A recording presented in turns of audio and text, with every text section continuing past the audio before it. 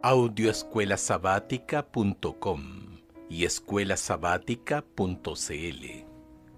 Domingo 4 de agosto. Tradiciones humanas versus mandamientos de Dios. Escucha Marcos capítulo 7, versículos 1 al 13. ¿Qué verdades relevantes son presentadas aquí? Se juntaron a Jesús los fariseos y algunos de los escribas que habían venido de Jerusalén, los cuales, viendo a algunos de los discípulos de Jesús comer pan con manos inmundas, esto es, no lavadas, los condenaban. Porque los fariseos y todos los judíos, aferrándose a la tradición de los ancianos, si muchas veces no se lavan las manos, no comen. Y volviendo de la plaza, si no se lavan, no comen.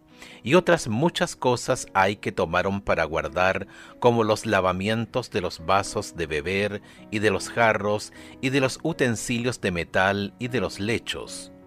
Le preguntaron pues los fariseos y los escribas: ¿por qué tus discípulos no andan conforme a la tradición de los ancianos, sino que comen pan con manos inmundas? Respondiendo él les dijo: Hipócritas, bien profetizó de vosotros Isaías, como está escrito: Este pueblo de labios me honra, mas su corazón está lejos de mí.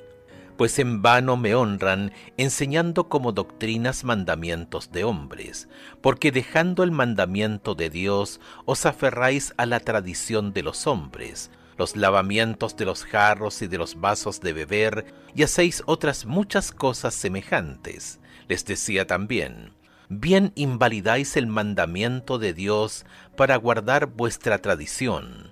Porque Moisés dijo: honra a tu padre y a tu madre, y el que maldiga al padre o la madre muera irremisiblemente. Pero vosotros decís: basta que diga un hombre al padre o a la madre, es corbán, que quiere decir mi ofrenda a Dios, todo aquello con que pudiera ayudarte. Y no le dejáis hacer más por su padre o por su madre, invalidando la palabra de Dios con vuestra tradición que habéis transmitido, y muchas cosas hacéis semejantes a estas. Imagina que un niño estudia este relato en su clase de escuela sabática y al volver a su casa le dice a su madre que no es necesario lavarse las manos antes de comer, pues Jesús así lo dijo. Sin embargo, esta historia no se refiere a la higiene. En los días de Jesús había muchas personas muy preocupadas por la pureza ritual. En el período intertestamentario, la idea de lavarse las manos para permanecer ritualmente puro se había extendido entre la gente común, aun cuando en un principio estas reglas se aplicaban en el Antiguo Testamento solo a los sacerdotes. Éxodo capítulo 30, versos 17 al 21. De acuerdo con este concepto, los líderes religiosos se quejaban a Jesús de sus discípulos. Jesús no contesta directamente la pregunta que le hacen. En lugar de ello, defiende a sus discípulos mediante una respuesta compuesta en dos partes. Primero, cita las palabras de fuerte represión dirigidas por Isaías a la nación que honraba a Dios de labios, pero cuyo corazón estaba lejos de él. Isaías capítulo 29, verso 13. La cita de Isaías es seguida por la condenación de las tradiciones humanas que ocupan el lugar de los mandamientos divinos. En la segunda parte de la respuesta, Jesús menciona el mandamiento de Dios que ordena honrar a los progenitores, Éxodo capítulo 20, verso 12, es decir, cuidar de ellos cuando son ancianos, y contrasta esto con una tradición religiosa de acuerdo con la cual uno podía dar algo a Dios, una ofrenda, corbán, y seguir usándolo para uno mismo, pero denegar su uso para sus padres ancianos necesitados. Uno puede apenas imaginar la situación. Lo siento, padre, me encantaría ayudarte, pero ya doné el dinero al templo.